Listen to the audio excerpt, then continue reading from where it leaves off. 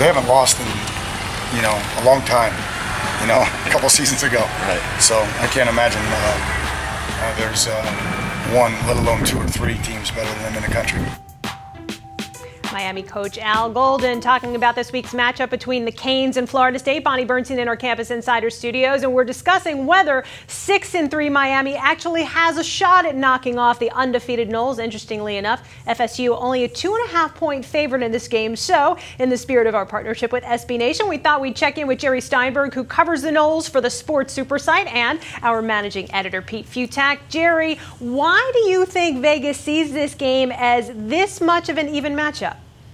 I think they're putting a lot of stock in Florida State's matchups against Louisville and also against Notre Dame, in which they struggled in the first half and had to come back and win. And I think Miami's been playing a lot better lately. They put a beating on Virginia Tech and they put a beating on UNC. And I think they're looking at recency to determine this point spread.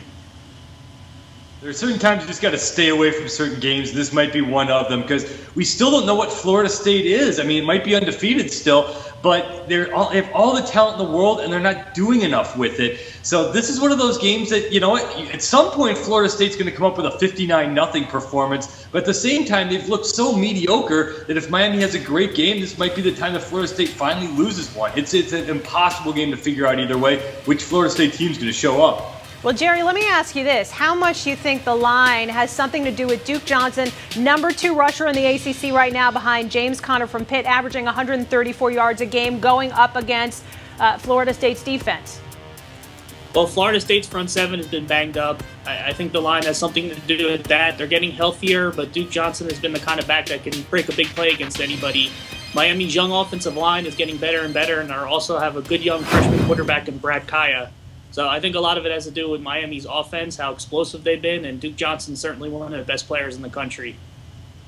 And now that we've seen it, Florida State, look at what they've done. Obviously, Jameis wasn't playing against Clemson, but they were a fumble away from losing that game. The Notre Dame win doesn't look all that great now at this point after Notre Dame just got bombed by Arizona State. And even that game, Irish win if it's able to execute that last play better. And it just has been underwhelming all year long, except for when they absolutely have to turn it on. And they could very easily do that against Miami. But again, very dangerous game on both sides. Jerry, who would you take, knowing the line's around 2.5 right now? I would take Miami, and I think it has to do a lot with Florida State being fortunate to get by in that game against Clemson, even without Jameis Winston. They got a couple of breaks against Louisville. I think their luck runs out. I think Miami gets the breaks. I think Miami's at home. They're hungry. This is a big game for Al Golden and the coaching staff, and I think Miami puts it all together and finally breaks the hex. I absolutely refuse to buy into the team finds a way. This is a team of winners, a team of men. But Florida State keeps winning. As long as Jameis Winston is out there, I'm going to pick Florida State to win this thing. And again, on just pure talent alone, I think Florida State gets this done. And again, I do think at some point they're going to finally come up with that big performance. I don't know if it's this weekend, but I'm taking Florida State. Well, after hitting some bumps early in the season, the Canes have won 3 in a row. 59th meeting between these two teams, with Florida State's 25-game win streak and their #2 ranking on the line. Pete Fiutak, Jerry Steinberg from SB Nation, thank you. And fans, be sure to check out our segment on the Georgia-Auburn game with our Bulldogs insider. How much will Todd Gurley play in his return from that 4-game suspension? Jeff Dantzler has a scoop only on CampusInsiders.com.